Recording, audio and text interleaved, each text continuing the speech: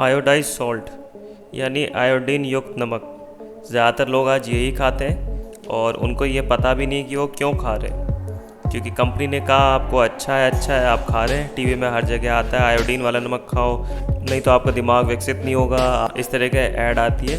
पहले तो आयोडीन मिलाया क्यों जाता है? नमक कितने रुपए का होता है? जो सी सॉल्ट होता है उसकी कितनी कीमत होती है?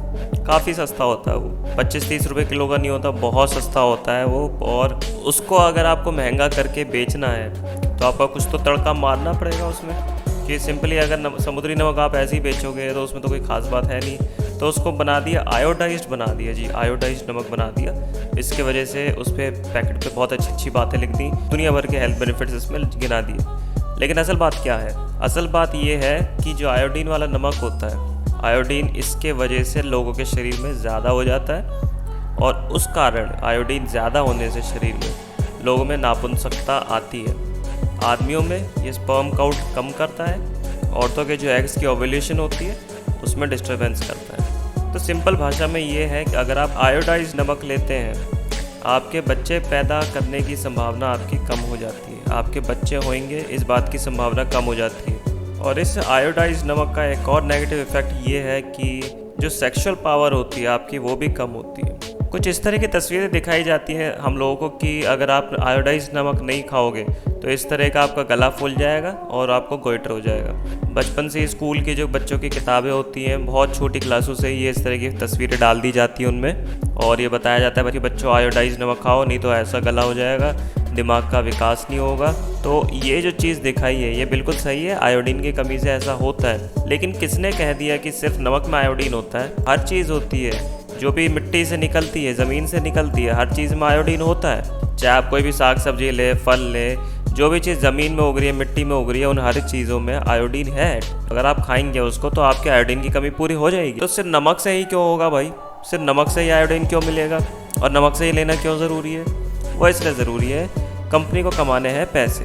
अगर कंपनी 30 रुपये किलो नमक बेच रही है, जितने का भी बेच रही है आयोडीन के नाम पे, अगर सिंपल नमक बेचेगी तो वो इतने का नहीं बिकेगा, तो उसको मुनाफा कैसे कमाना है? और एक और जो इसमें केमिकल मिलाया जाता है जिससे कि नमक चिपके ना और नमी को ना पकड़े, तो वो जो नमक होता है ना एकदम दाने दाने सा गिरता है, फ्री फ्लो जो गिरता है, एल्यूमिनियम सिलिकेट नाम का एक केमिकल है, वो भी नुकसानदायक एक केमिकल है। और इसके साथ साथ पोटेशियम आयोडाइड तो डाला ही जाता है जो आयोडीन हो गया। इंडिया में भी एक PIL डाली हुई है, sodium ferrocyanide, potassium ferrocyanide, calcium ferrocyanide और भी एंटी केकिंग एजेंट। अब ये एंटी केकिंग एजेंट क्या होता है? जो फ्री फ्लो नमक होता है, जो दाने दाने सा गिरने वाला नमक होता है, इसमें एंटी केकिंग एजेंट होता है। ये नमी ना पकड़े नमक, इसलिए ये डाला जाता है। तो इनके मैं नुकसानों के बारे में बात करूँगा, वीडियो तो बहुत लंबी हो जाएगी। आप चाहे UN का एजेंडा देख लो, कोई भी एजेंडा देख लो, दुनिया में सारी सरकारें आबादी घटाना चाह रही हैं। तो अब आबादी घटाने के लिए डायरेक्टली तो कुछ कर नहीं सकते, तो इनडायरेक्टली इस तरीके की चीज़ें पकड़ी जाती हैं जिससे कि आबादी कम हो। अब अगर नमक खाएंगे आप, ऑटोमेटिकली आबादी कम हो ही जाएगी।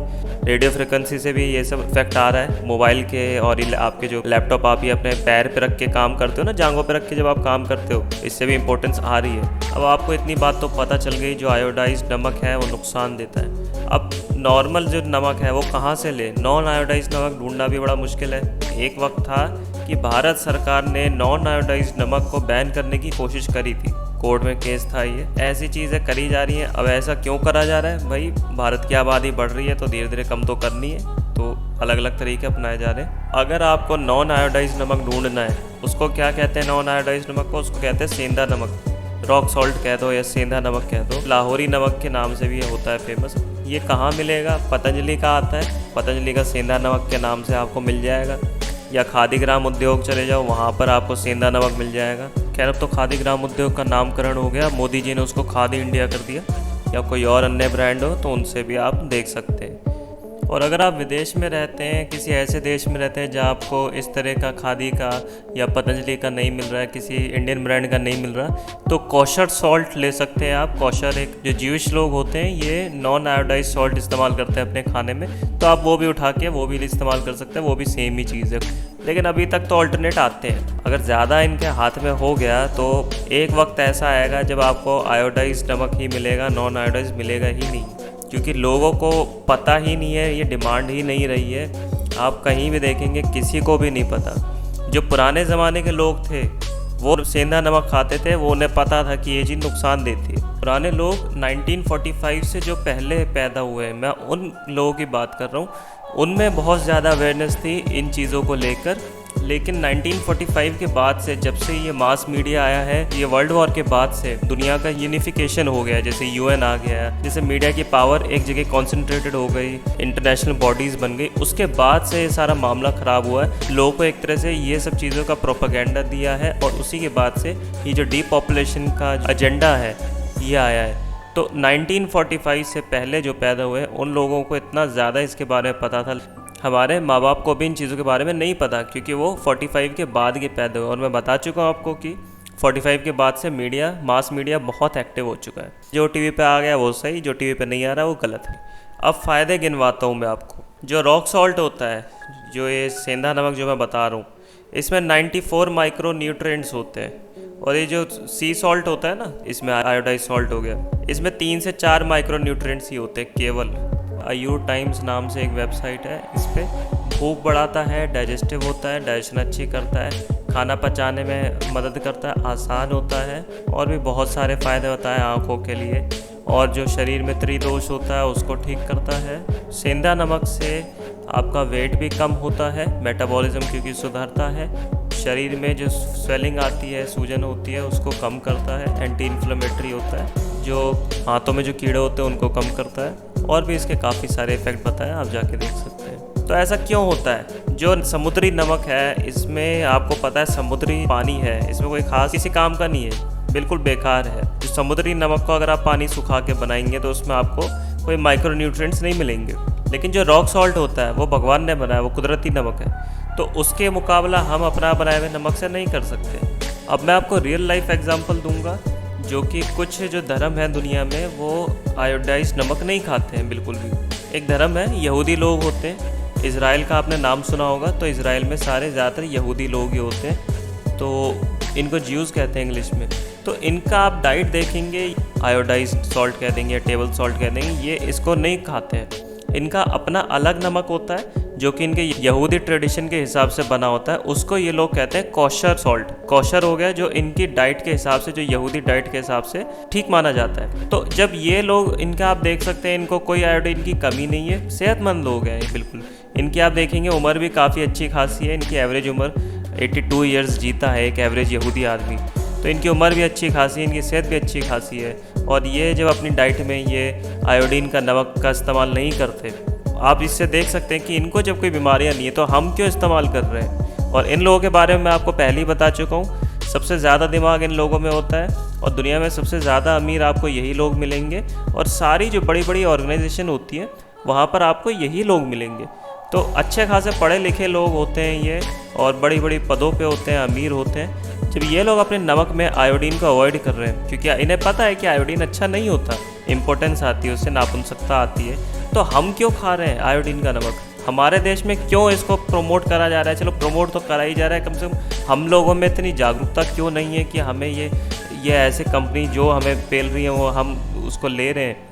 अब इन कंपनीज़ के अगर हम सुनेंगे, आयोडाइज नमक अच्छा है, ठीक है, मैगी भी अच्छी है, ठीक है, बॉर्नवीटा, बूस्ट सब अच्छा है, घर का खाना बुरा है, सब्जियां बुरी हैं, तो इन कंपनीज़ के भाई, इनके से उठो, इनके माया जाल से निकलो, टीवी बंद करके थोड़ा सा दिमाग लगाओ और अपने आप को बचाओ। जो इस वीडियो को सुन रहे हैं और आप में से अगर कोई नए शादीशुदा जोड़े हैं जिनको बच्चे नहीं हो रहे हैं और आपकी सारी जो हेल्थ रिपोर्ट्स हैं वो बिल्कुल ठीक है, तो आप अपना नमक बदल के देखिए। एक तो आयुर्वेद के हिसाब से जो सेंधा नमक है वैसे भी हेल्थ के लिए बहुत अच्छा है, और हो सकता है अगर आप इस नमक को इस्तेमाल करें आपकी ये जो दिक्कत है ये भी सॉल्व हो जाए। कई लोगों ने बताया जिनको इस तरह हुआ है, उनको मदद मिली है। अब आते हैं सबूतों पे। बहुत सारी रिसर्च पेपर्स हैं, मैंने इंक्लूड करे इस वीडियो के अंत में। कोशिश करूंगा ज़्यादा से ज़्यादा को मैं इस वीडियो में दिखा पाऊँ, नहीं तो अगर मैं इस वीडियो में दिखा नहीं पाया तो उसके लिंक्स मैंने दे दिए, आप उनको जाके चेक कर सकते हैं। कई देशों में तो अभी इस आयोडाइज सॉल्ट को बैन कर रखा है। डेनमार्क में जो खाना है उसमें न्यूट्रिएंट्स एक्स्ट्रा तभी उसको डाला जा सकता है, कोई भी मतलब जैसे आयोडाइज करना या कोई भी न्यूट्रिएंट्स उसमें फालतू तभी डाले जा सकते हैं जब आबादी में वो न्यूट्रिएंट की कमी हो, उस न्यूट्रिएंट को डालने से कोई फ़ायदा होता हो और आबादी पे असर उस न्यूट्रिएंट का जांचा जा सके। तो आयोडाइज सॉल्ट को 1982 में इलीगल कर दिया गया था डेनमार्क में, जब उनके जो रिसर्चर थे उन्होंने ये पता लगाया कि ये यूज़लेस है, इससे कोई फ़ायदा नहीं हो रहा है उनको। ऐसे अलग अलग देशों में अलग अलग वक्त पे बैन हुआ है, कहीं से हटा है, कहीं बैन हुआ है। एक ये वेबसाइट है यूरेका अलर्ट, इस पर इन्होंने बताया कि आयोडीन कारण हो सकता है आदमियों के स्पर्म काउंट कम होने का। अमेरिका में आप देखेंगे, अमेरिका और यूरोपीय देशों में इसका काफ़ी ज़्यादा प्रभाव पड़ रहा है। जो वाइट आबादी है, जो वाइट लोग हैं, उनकी आबादी इतनी घटती जा रही है, उनके बच्चे नहीं हो रहे हैं आगे, और रिप्लेसमेंट लेवल होता है आबादी का कि जितने लोग हैं उतने कम से कम रह जाएं, तो उनकी रिप्लेसमेंट लेवल भी पूरी नहीं हो पा रही है। इसका मतलब ये है कि अगर वो इसी तरीके से चलते रहे, कुछ समय बाद ऐसा आएगा कि आपको वाइट लोग देखने को नहीं मिलेंगे धरती, अगर जो उनका प्रेजेंट ट्रेंड है अगर ये चलता रहा तो। लेकिन मुझे उम्मीद है वो जागरूक हो जाएंगे, तो इसलिए ऐसा नहीं होएगा।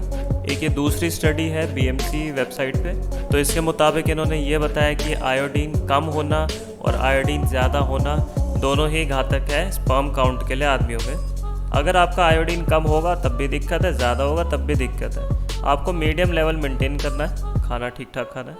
और एक और रिसर्च इसमें बताई है ये कि बहुत ज़्यादा आयोडीन खाने की वजह से जो स्पर्म काउंट्स हैं अमेरिका में, फ्रांस में और यूनाइटेड किंगडम में, इन देशों में काफ़ी कम हो गई है। और आपको पता ही, मैं बता ही चुका हूँ कि वाइट लोगों की आबादी घट रही है काफ़ी कंट्रीज़ में। और एक ये आर्टिकल है द हिंदू वेबसाइट पे, इस आर्टिकल में आप देख सकते हैं इन्होंने ये अपोज करा है, अकेडमी ऑफ न्यूट्रिशन इम्प्रूवमेंट है, इन्होंने पिटीशन डाली थी पहले, और इन्होंने कहा था कि अगर सरकार को इतनी ही परवाह है नॉन आयोडाइज सॉल्ट बैन करने की, तो उन्हें कोई और लेजिस्लेशन लाना चाहिए। और एक ये दूसरा आर्टिकल है डाउन टू अर्थ वेबसाइट पे, इसमें इन्होंने बताया कि ये जो कंज्यूमर है उसको हक होना चाहिए कि वो नमक कौन सा खा रहा है, आयोडाइज खा रहा है कि नॉन आयोडाइज खा रहा है, वो उसकी इच्छा पे होना चाहिए। और सरकार को नमक की कीमत बढ़ानी नहीं चाहिए उससे आयोडीन युक्त बनाने में, और बल्कि इन राज्यों में आंध्र प्रदेश, गुजरात, कर्नाटका, केरला, मध्य प्रदेश, महाराष्ट्र, उड़ीसा, तमिलनाडु, उत्तर प्रदेश और वेस्ट बंगाल, इन राज्यों में पहले ही जो लोग आयोडीन खा रहे हैं, जो आयोडीन कंज्यूम कर रहे हैं, वो पहले ही लिमिट से ज़्यादा है। तो अगर आप उनको और आयोडीन वाला नमक खिलाओगे तो उससे बल्कि उनमें और नेगेटिव इफेक्ट ही आएंगे। जैसा कि मैंने आपको बता दिया कि कम आयोडीन भी गलत है, ज़्यादा भी गलत। लोगों में क्या क्या दिक्कतें बढ़ती हैं ज़्यादा आयोडीन होने से? Depression, nervousness, insomnia, importance. और जो इंडिया में यूज़ होता है कंपाउंड, ये पोटेशियम आयोडेट इस्तेमाल होता है, और डेवलप्ड कंट्रीज़ में पोटेशियम आयोडाइड इस्तेमाल होता है। एक और आर्टिकल है abcnet.au वेबसाइट पे, इससे बताया 1950s के बाद से जो स्पर्म काउंट है आदमियों में वो लगातार कम हो रही है। और ये डिस्ट्रप्शन जो आ रहा है एंडोक्रिन में, ये इसलिए आ रहा है हैवी मेटल की वजह से, पेस्टिसाइड और केमिकल की वजह से। हैवी मेटल्स आपकी जो क्रॉप्स हैं उसमें हैवी मेटल्स हैं, कुछ वैक्सीन्स हैं उनमें भी हैवी मेटल्स होते हैं, और केमिकल तो होती हैं। और तो इन साइंटिस्टों ने भी यही माना है कि जो ये नमक है, आयोडाइज सॉल्ट है, इसकी वजह से ऐसा हो रहा है। और फ्रांस में 1952 में आयोडाइज नमक लाए थे ये, और 1950 के बाद से वहाँ पर कम होना शुरू हो गया। काफ़ी हद तक इसका यही आप अनुमान लगा सकते हैं कि इसे नमक की वजह से ही ये कम हुआ है। आपकी सेहत की चिंता कोई डॉक्टर, कोई हेल्थ एक्सपर्ट, कोई कंपनी नहीं करने वाली, आपको खुद ही करनी पड़ेगी। इसलिए जो भी चॉइसेस आप लें, कोई भी नमक को लेके या कोई फूड आइटम्स को लेके सोच समझ के चॉइसेस करें, क्योंकि उसके ज़िम्मेदार सिर्फ आप हैं।